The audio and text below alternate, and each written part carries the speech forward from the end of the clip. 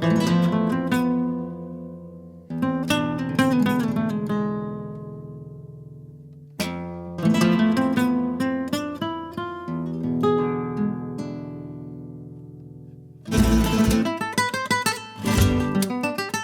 two Canadians traveling in our self-built adventure mobile along the Pan-American Highway. The third country on our trip has been Mexico, where we've just spent the last 5 months traveling the country. And hokey dina there, bud. We learned a thing or two about this country. So if you've been following along for a while, or maybe you're dreaming of doing the same, we've got some first-hand knowledge to pass on. So grab yourself some snacks, bevies, and let's get to passing on some knowledge.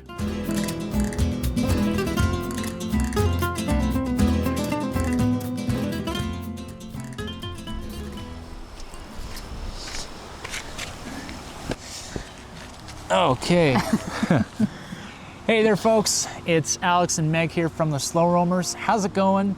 About a month ago or so, I put out a message to all of our viewers, subscribers, followers, whatever, on YouTube and Instagram to ask us questions about Mexico, and specifically Mexico. So if you haven't got it from the title by now, we're just doing Mexico questions, that's it.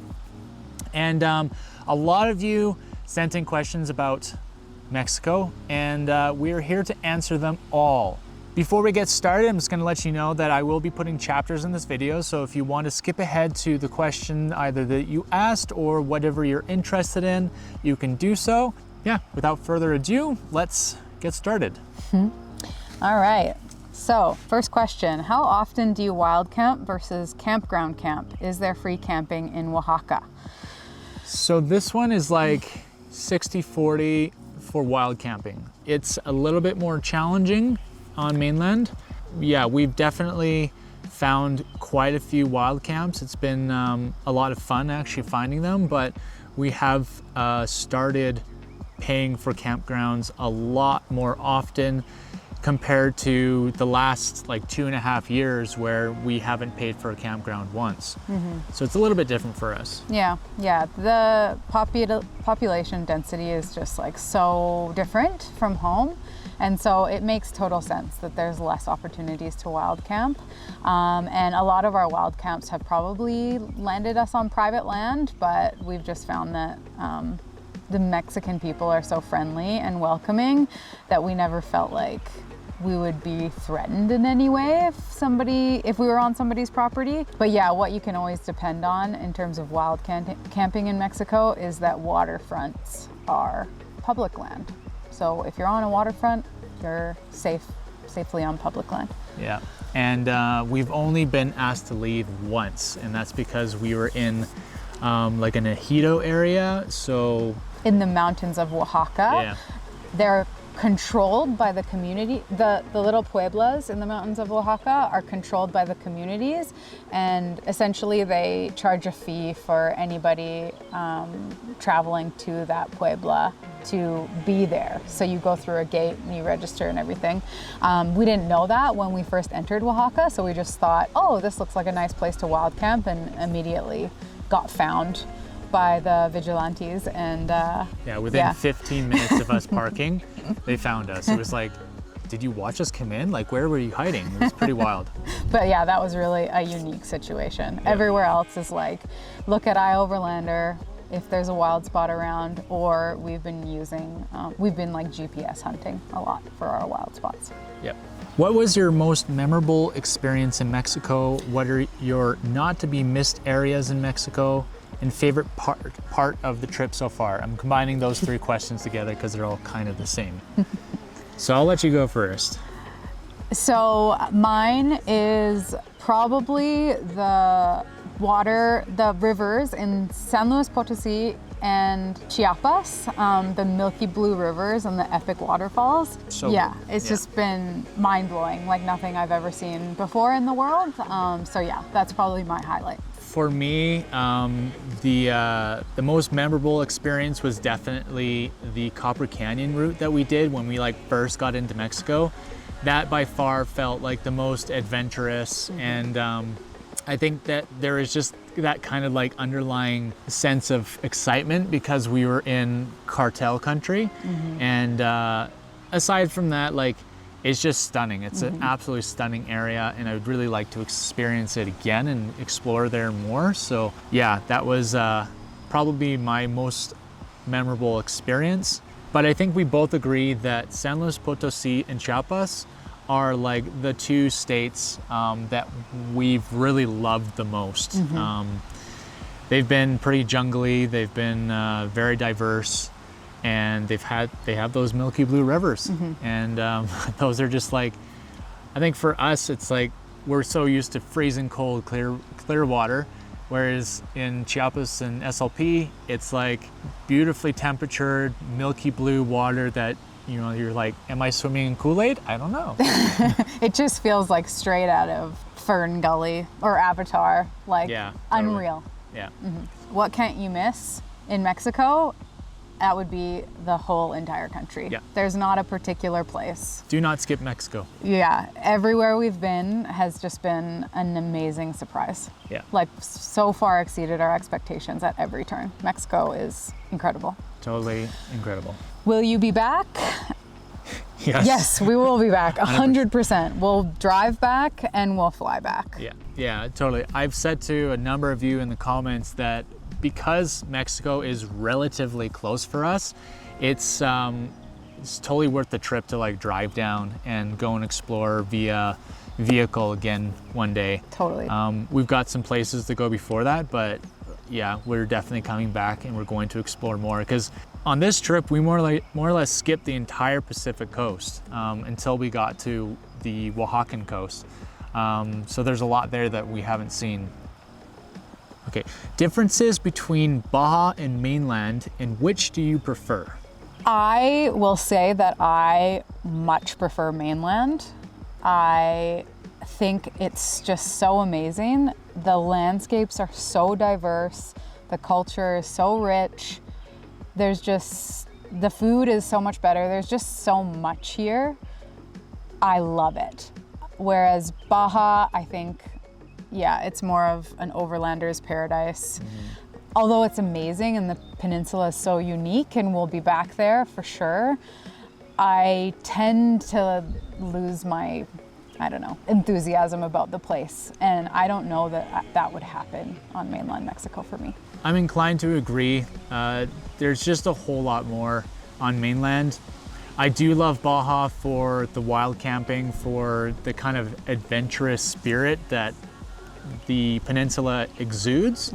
There's so much like unexplored there, and I think that you could spend an entire lifetime on the peninsula. But in terms of just like overall culture and the richness of culture, definitely mainland, 100%. What's been your favorite animal encounter? And this question is directed towards me specifically. I wonder why. That's so weird. I would say definitely the donkeys. They're so docile and friendly, and half of them will just come prancing over to you and let me pet them. So that's really, really wonderful. But there was one encounter with a herd of goats. What state were we in? I think it was Hidalgo that we were in. Yeah, we were at a wild camp and a goat herder came by with his herd of goats, and they were all really friendly and like ready to be pat, and that whole experience was just wonderful, from the man to the goats. It was great. I'm gonna answer this one too. I love the dogs out here. They're all super friendly. We haven't met one like mean dog once in Mexico, but the animal that is growing on me the most, and I think that like when we settle down and have our own property, I want a donkey so bad. They're so cool. They're the coolest animals. I'm slowly converting him. We will have a farm. Give me that. How easy has it been to find water, both drinking, bathing, and swimming? Really easy. Yeah, super easy. There's basically always been water, whether it's the rivers, the oceans, or the purificadas. Like, it's just so easy to come by. Also, every convenience store has water, purified water for drinking. So. And if you don't know, if you haven't been to Mexico before, more or less, like, you just don't drink the tap water. You go to a purificadora, or you buy like the big blue bottles of water. So yeah, they're everywhere. There's really rarely ever a challenge finding one of those. And it's super cheap. It's like 10 to 20 pesos for 20 liters. So. Yeah. Lakes actually have been hard to find. We're backed up on a lake right now, and this is probably like the deepest, cleanest lake that we have found in all of Mexico, and that's just because we're in a mountainous region. And so close to Guatemala. Like northern Mexico has been a little bit more of a challenge, especially on the central plateau. It's pretty dry there, so the water sources, like creeks in the mountains, are nice, but I would say the lakes are a little bit shallow and kind of There's usually a town nearby that all the runoff goes in there, and you wouldn't want to. Yeah. There's no swimming in those lakes. So we've stuck mainly to rivers when we've been traveling kind of northern states in Mexico. How many tacos is too many tacos in one sitting? I hear you, Sam. So this is gonna sound crazy to some people, but I think the most tacos I've ever eaten in one sitting is 6. That was in Guanajuato. Yeah, and those tacos were really freaking good. incredible. But I mean, you know what? When in Mexico, eat your heart out, because the limit does not exist. Yeah, like the tacos progressively less authentic and Mexican the further north you get. So if you're in Canada, I'm sorry, but pretty hard to find super authentic Mexican cuisine up in Canada. So if you're down here again, eat your heart out. If you could sum up your experience in 3 words, what would they be? So this is an impossible question, but we're gonna do our best, and we're gonna share 3 words between the two of us. I'll start with fulfilling. I'm gonna say enlightening. And then we both overwhelmingly think joyful. Yeah, a little bit of an explanation. I'll start. Enlightening, it's just, I find that I've been very enlightened to what life is like outside of our very Western society. People do things differently out here. There's less emphasis on some things than US or Americans or Canadians would put on things. It's been really, really eye-opening to see life down here and what people are able to get by with, live with, are happy with. I just think that Mexico has totally filled my cup and surprised me at every turn. So yeah, I'm feeling really satisfied and fulfilled with our time here. Beautiful country, love it. Yeah, everyone out here that we have met has been abundantly filled with joy. Yeah. And I mean that 100%. It's not a cliche thing. It's totally true. Yeah. The Mexican people are extremely happy. Yeah. And pass on their joy. It's been really wonderful. Yeah. We'll be driving down the road and somebody will be going about their daily business with kind of a resting face on that maybe might be a scowl. And we will smile at them and their whole entire face will transform. Smile from ear to ear, and we both just erupt into happy giggles because it's just so sincere and wonderful, and that literally happens every time we see anybody. So there was the one time we had just got into Oaxaca and we were shooting, we were talking to the camera, and we were at a tope, so we were driving slow, and there was this guy that saw us from his property, and he just yelled at us hey! And then I looked over, I didn't see him, I just went, hola! And then he yelled back, but it was so funny and so just such a wonderful interaction. It's because, hola! I love the people out here so much. They're so cool. You don't get that in Canada or the US. Everyone's nose to the grindstone or caught up in their own thing. And yeah, there's a lot of joy passed around here. So we love Mexico. yeah. What do we miss most about home? What do we miss most about home? This is gonna sound crazy because if it I'll was, roll my eyes in just a second. if it was 6 months ago, I would not be saying this, but I miss the rain because since we got to Mexico, we basically have not seen any rain. We got into Chiapas and we got kind of like a momentary downpour, which was absolutely wonderful. But then beyond that, it has been dry, dry, dry. And I know that probably a month from now, I'm gonna be like, I hate the rain. I wanna go back to dry Mexico because it's about to be rainy season. But right now, I miss the rain. I miss the wide open spaces with no people. And I also miss just like the comforts of home. We've been in the van for a long time now. Yeah, we just don't really get to like sprawl in the van. I miss a couch. Oh, I miss a couch so bad. And just like on demand everything. Water, electricity, all this stuff. It's not things, these aren't things that we need by any means. And we love the van and we love this way of life, but like, yeah, that's what we miss. Do you have any advice for conditioning yourself to the food for those with food sensitivities, bland palate, or the less adventurous? I would say that Mexican food in general is very approachable. There's nothing that is like super overwhelming about it or adventurous about it. It's very flavorful and delicious, but it's basic in my opinion. So I don't think that there's a ton to be done in terms of conditioning your palate for Mexico. The one thing I will say is that they do spice, big time spice. They can do spice. But there's always an option to remove the spice, always. And as far as food sensitivities go, I feel like there's a lot of ways around that too. Like most of Mexican food is gluten-free. It can all sort of be made dairy-free. Yeah, I don't know. Yeah, and it's like... And it's easy to communicate down here. Like I know maybe in like Asia, for example, it would be really hard to communicate like what you're allergic to or what you can't have. I feel like people down here, if you have a little bit of Spanish, are like super understanding and accommodating. So I think easy. And really like, the kind of the staples of Mexican food are, you know, like beef, chicken, tortillas, cheese, pork, all the types of meat, and then corn. And then like it's just you get your vegetables in there, right? And not too many, poco verduras.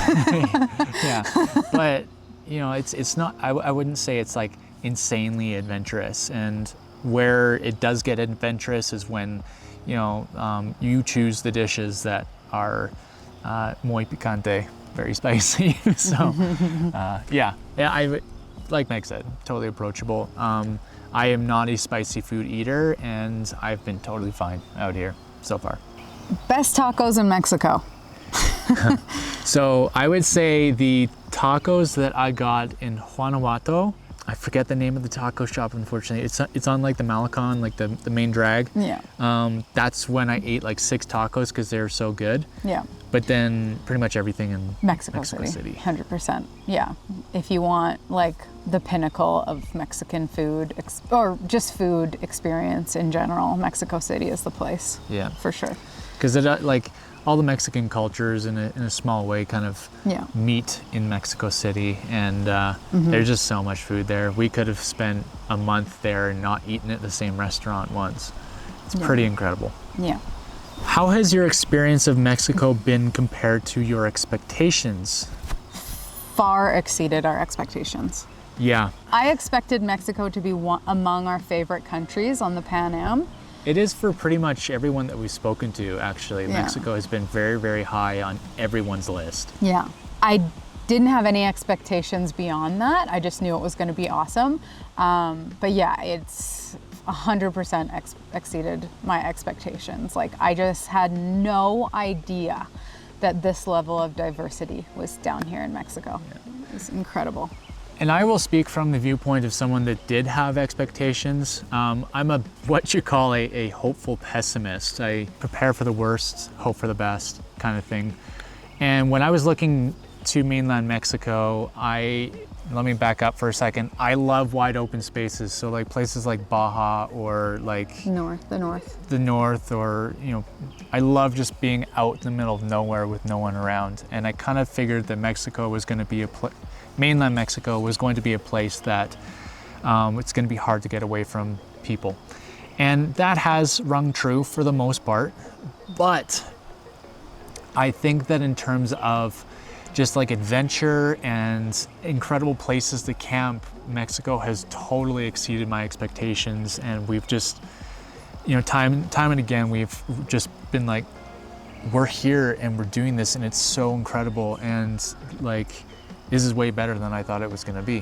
What's the insurance situation like crossing into Mexico? What do you do for medical coverage? Yeah, so the guys at Baja Bound Insurance have been great. We've used them all three times that we've come into Mexico. It's super easy, affordable. We just do their 6-month plan? Yeah, because like you can get a visa or like your time that you can stay here is 6 months. They just, boom, you know, make an insurance plan for that. Yeah, super simple, no problem. Medical insurance, we're currently using Safety Wing, which is Nomad emergency health insurance. And that's been great. We were able to get it outside of the country. There's only a handful of insurance companies that you can sign up for when you are outside of your country of origin. So our options are quite limited. Safety Wing has like a month-to-month plan, and that has been great. Yeah. Haven't had to use it, so can't really speak to like what the claims process is like. What has been the biggest logistical challenge being in Mexico? I'm going to answer this one. Getting parts for the van. We've only gotten parts once, but just like we want parts. Like we're like, ooh, like it would be great if we could get this, this, and this before we leave Mexico. But it's like, how, and how much, and how much. Yeah, I did an order of parts to Mexico City. Thank you, Ben. I think my order was like $500 Canadian. The import taxes or the import duties were almost $300 on a $500 purchase. So that was brutal. And then the challenge with shipping is that I had to ship it directly to a FedEx storefront or whatever shipping company it was. Because my friend Ben, who received the parts, he lives in a building in Mexico City that doesn't have security and has a gated entrance. There's no... Delivery drivers can't get into the front gate. Yeah. So the mailing system is just different in Mexico. I can't really comment on how different and what is different, but it just is different, and it's not what we are used to in Canada or the USA. So if we want parts going forth or going ahead in our trip, then we will have to order it to like a campground or somebody's house or something. Yeah, but it's or just DHL, like there's just question marks. It's like, this is actually like probably our biggest logistical challenge, no matter where we are in Canada, the US, and here, because we don't have an address. So it's always a challenge to like forecast where you're going to be, but being down here is just way more because we have no idea what we're looking at in terms of extra fees.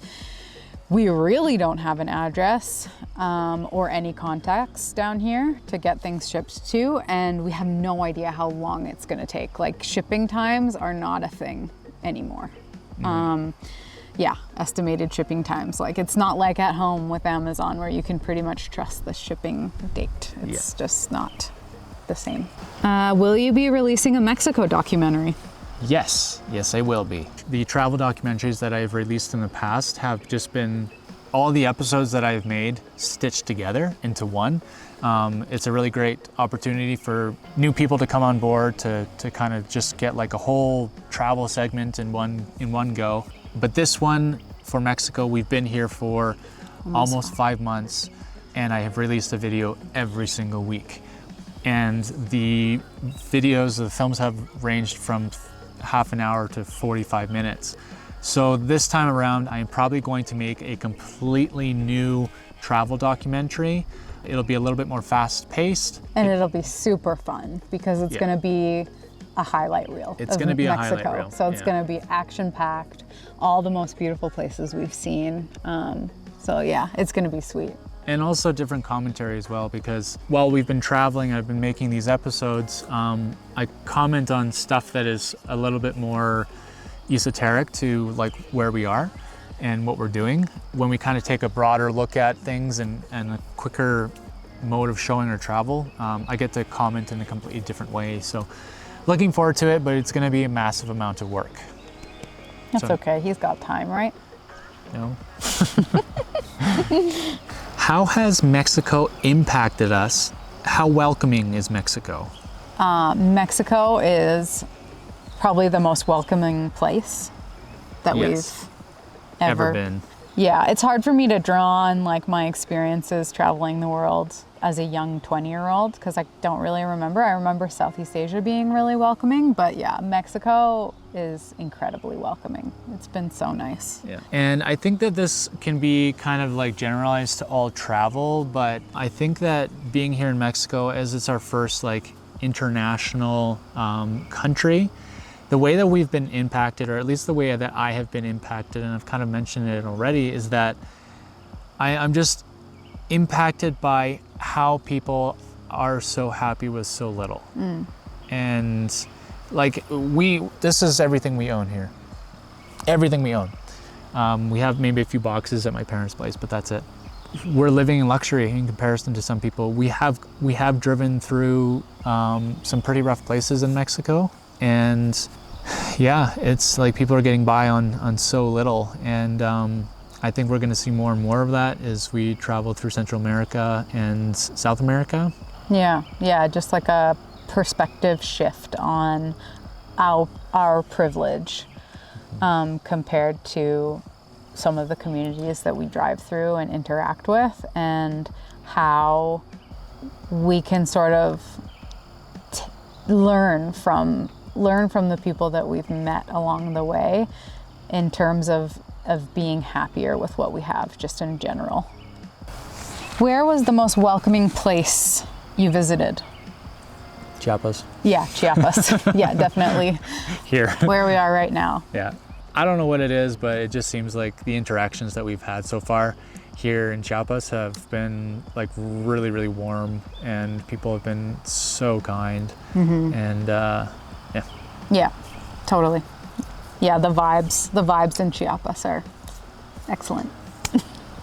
How have you grown personally from this experience so far? I think we've kind of covered that.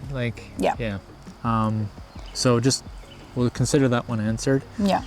But also just like, I think getting to experience the culture down here together has been really enriching. We haven't traveled outside of North America. Well, we're still in North America, but we haven't, aside from Baja, which doesn't really count. Yeah. We haven't traveled in a foreign country together, so we've been here for a long time now, and yeah, I think just like it's been enriching to get to really like experience and be a part of the culture. And oh yeah, I forgot. For me, actually seriously trying to learn the language has been so humbling. I have some experience like in school with Spanish and then in my travels, but this is really the first time that I've been like seriously trying to learn. And holy cow, has it been hard and frustrating and humbling, and yeah, just I've been on like an emotional roller coaster trying to learn the language. So I think that I've grown personally from this experience. Yeah, there's nothing like going back to school. Yeah, we're both trying to learn the language. Meg is doing a better job of it than I am. I'm quite busy all the time with editing. I don't think so. Shooting. You're doing a great job. I think we're just like, we started in different places. Yeah, Meg had actual Spanish under her belt from high school, whereas I did the French program in high school. So I've had to like make my brain unlearn the French so that I can learn Spanish, and that's been fun. But yeah, we're both actively taking lessons, and when we go to Guatemala, we will be doing a 2-week intensive Spanish course.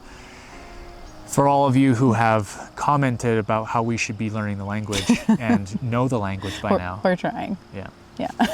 What's the bathroom situation like in Mexico? This question was asked kind of about a little bit more about the van, but we'll answer it about Mexico in general. Yeah, so when we're in the van, we tend to poop in the wild, and that is the same as it is in Canada and the US. We dig a hole, we pack out our trash, and that's great. 12-inch hole, people. Yeah. Bring a big shovel. Yeah, generally that's really easy in the places that we camp. And then of course the other 50% or 40% of the time we're at campgrounds, and at every campground there's usually flushing toilets. Yeah. There's public bathrooms everywhere, like at every attraction, gas station, grocery store, all the places. A lot of them you'll have to pay. Usually like 5 to 10 pesos. 5 pesos, standard. And there's no toilet seats usually, so you squat. Everyone squats. Yeah. And bring your own toilet paper. Bring your own toilet paper. Don't flush your toilet paper. No, never flush your toilet paper. The plumbing systems can't handle it. So there's always a garbage can where you put your toilet paper. And yeah. And it's a lot less like gross than you think. Yeah. So yeah, that's the bathroom situation in Mexico. Summed up pretty well, I guess. What have your expenses been like in Mexico? So in the US, we tend to spend about $2,500 a month. And down here, we haven't really been tracking it, but I want to say it's more like $1,500 US per month. Gas is expensive. It's the same as it is in Vancouver. Groceries are cheaper. Eating out is much cheaper, but I think that where we save the most is just there's way less opportunities to be consumers. Yeah, there's no Amazon down here. No Amazon, like there's Walmart, which is where we do a lot of shopping, but it's not the same as Walmart at home. You can't just like go nuts and get anything and everything you could ever dream of. They just don't have everything, and sometimes I just can't read the label.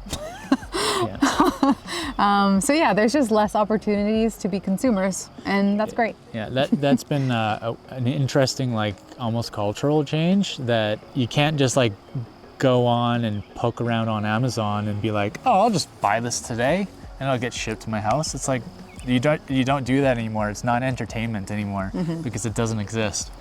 There's a lot of things I wish that I could get all the time, like supplements and like skincare things, like mostly health stuff. For me, I'm like really wishing that I could order on Amazon, but yeah. You just can't have it. I just can't have it. What does Mexico have that Canada and the USA does not?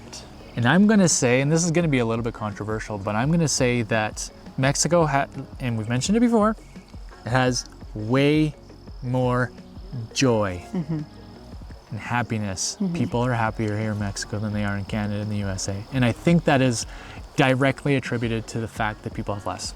Totally. Yeah. Yeah, And, they make so much less, like they have so much less opportunity, but they're exponentially more joyful than people in the US and Canada, and it's really wonderful.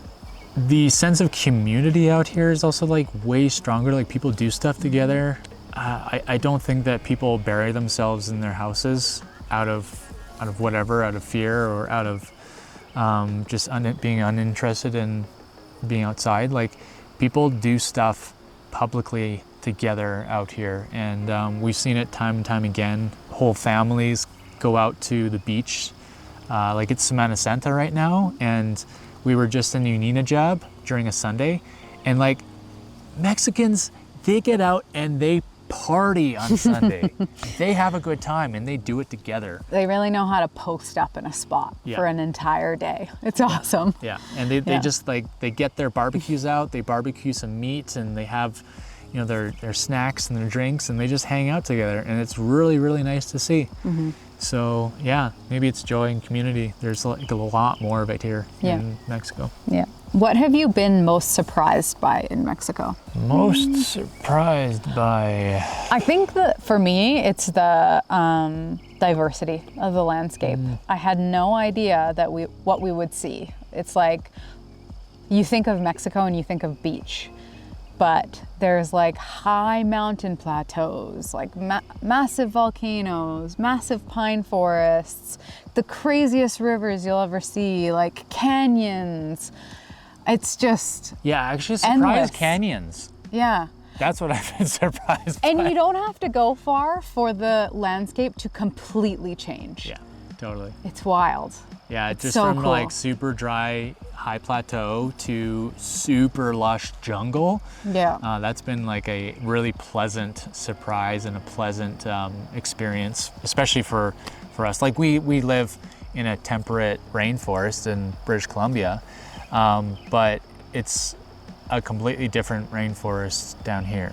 You know, it's real jungle. Like everything, all the leaves are just supersized. It's like all the house plants that you find in Canada and the US, they're just natural plants in the jungle down here. It's so awesome. All right, so we're gonna get into some like driving and van related questions now. We have only got 3. What is it like driving in Mexico? And I'm gonna answer this because I'm the primary and only driver. I drive on some gravel roads when he is flying the drone. I have mentioned Don't say that before. I have mentioned it before. Primary and only driver, come on. Sorry. Meg does all of like the hardest, scariest roads because I'm flying the drone.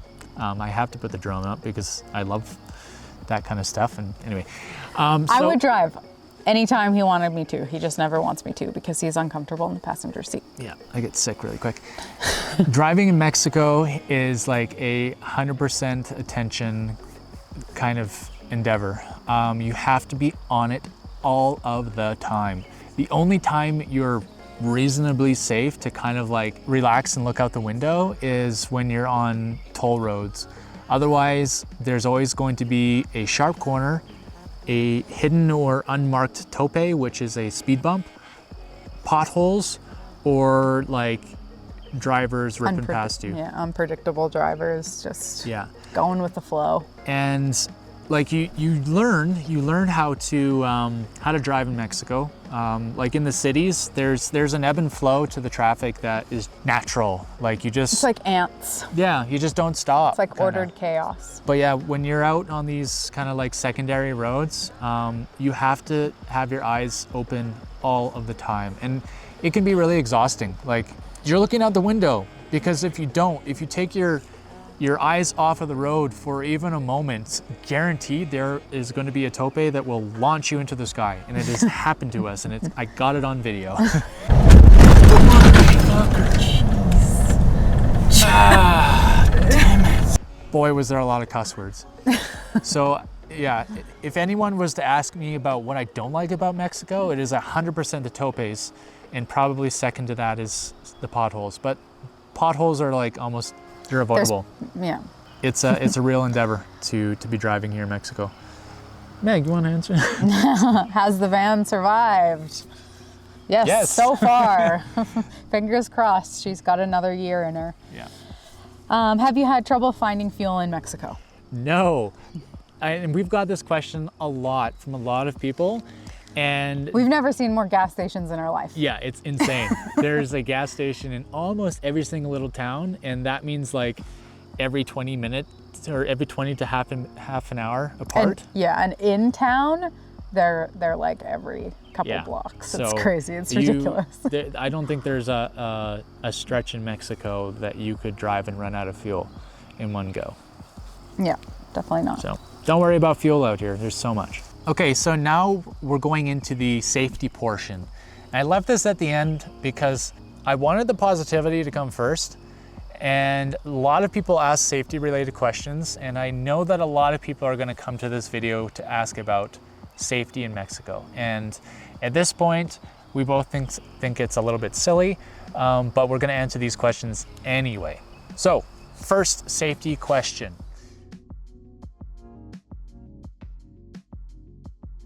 Have you been stopped by police for bribes? Not once. 0. Baja or mainland. It's never happened to us. We have spoken with a few different travelers that have been stopped. It's Just usually, like ask for their papers, but nothing beyond that. We haven't had anybody that we've met on this trip that's been, stopped for bribes or had anything One like guy. dodgy like that. One guy got stopped, and it's just a waiting game. Usually if you are within the law, like if you're not driving like an idiot or something like that. You Oh, know the guy it. with the trailer? Yeah. You just wait. And If you know you didn't do anything wrong, just say you didn't do anything wrong. And if they keep pushing for you to pay them cash for a ticket, just ask to go to the station and do it the proper way. And yeah, it seems like every time they won't take you to the station. yeah, and I think it's probably best policy to not pay bribes because it doesn't do anything. Just perpetuates the problem. Yeah, perpetuates the problem. Yeah, we've actually been pretty surprised, like how many cops we've come across, and that 100% of them simply do not care about us. It's like overwhelming almost. I'm always like, ooh, is this gonna be the time we get pulled over? I hope not. And they just smile and wave every time. Friendly guys. They really don't care about us. I don't know what it is. Yeah. Have you found it unsafe at any time? Is Mexico dangerous? Is the media a bunch of BS? What myths have you debunked? Okay, so No, we haven't felt unsafe.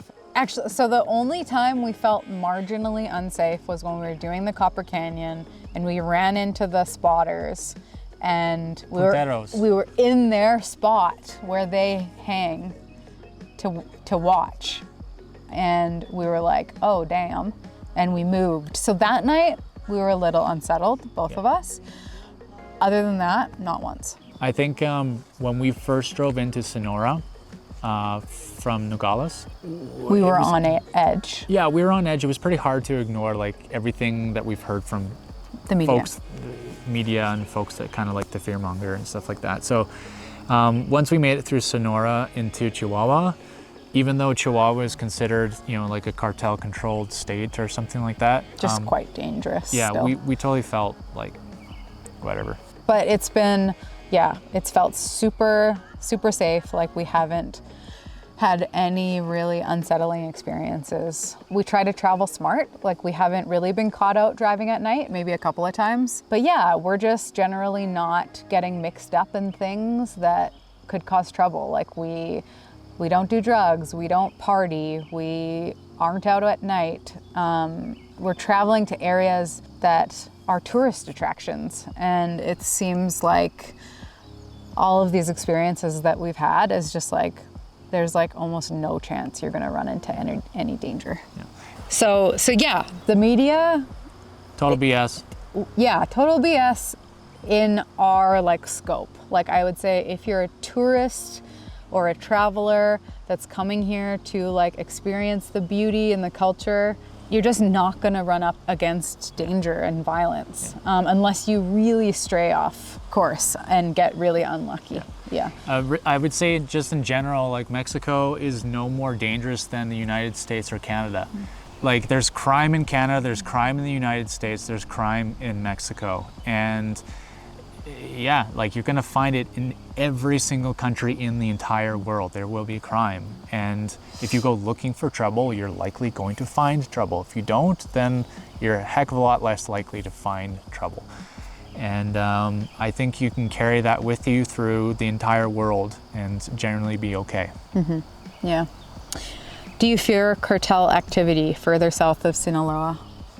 I would say that we haven't thought about the cartel since we left Chihuahua. Yeah. Since we left the Copper Canyon. And we didn't drive through Sinaloa. We didn't drive through any states that were like directly south of Sinaloa. So we can't speak to what it's like in Sinaloa, but we did drive into Tamaulipas, which some people said they would never drive through there, and we thought it was totally fine. Yeah.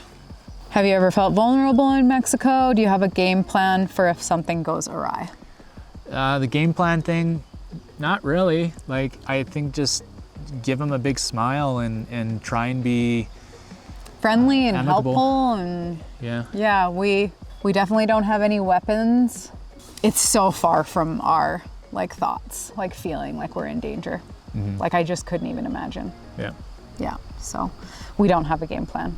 Okay. if something goes wrong. Just try to be nice. And, Just be good old Canadians, eh? Hope for the best. How's it going? You want some poutine?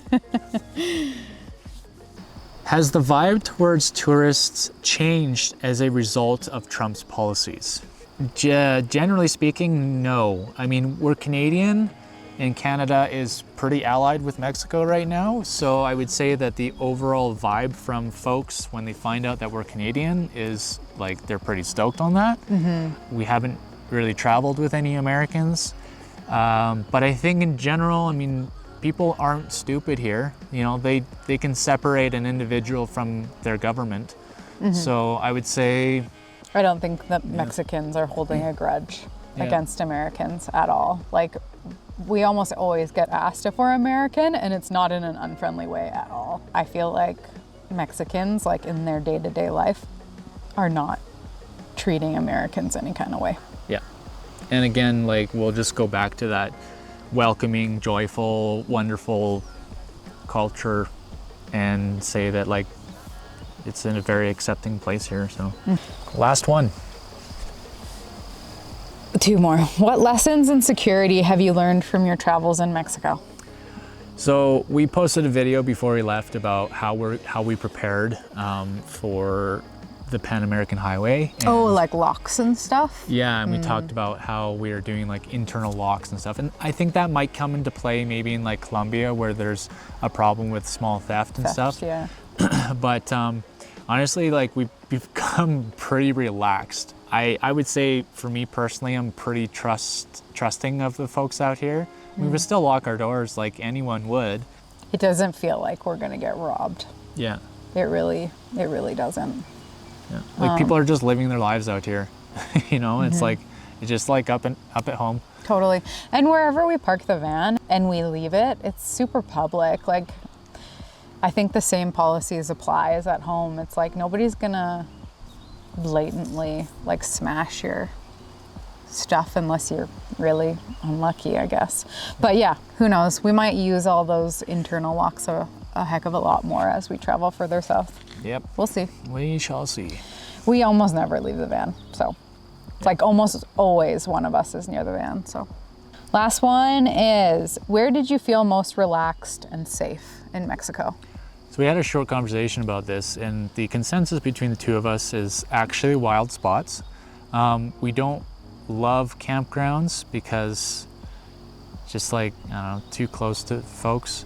But like, we're in this spot in Chiapas right now on the side of a lake, and this is the first time we've been able to like really sit back and relax and just go about our day-to-day life without worrying about who's gonna come around and disturb our peace or whatever. It's been wonderful. So yeah. Yeah, it's been a long time, I guess, since we've had like this feeling. Definitely a lot of times in the north, in the further north of Mexico, where we were almost exclusively wild camping. But yeah, as soon as we got kind of like more south, like in San Luis Potosí, like it kind of felt like we were always on somebody's land when we were wild camping. So we were always wondering, like, is the landowner gonna roll up on us at any time? And then in Oaxaca, we did find some wild camping in Oaxaca, but because of the pueblas up there, the managed pueblas, it kind of always felt like we shouldn't be wild camping. And so we were kind of on edge a bit there. So yeah, this has been really nice. We kind of get the sense that the further we go south, the less of this we'll get to encounter. So this spot has been particularly surprising and awesome because we really didn't expect this in Chiapas, like this lakeside, beautiful, nobody around. It's been, super relaxing and safe. Okay, that is all the questions. Thank you everyone who submitted your questions. Totally awesome. And if you guys have not been encouraged by our videos to come and travel Mexico by now, I really hope that this questionnaire and Q&A has encouraged you to come and travel Mexico, because this country is incredible. Yeah. And we love it. Thank you, Mexico, so much for such a wonderful time.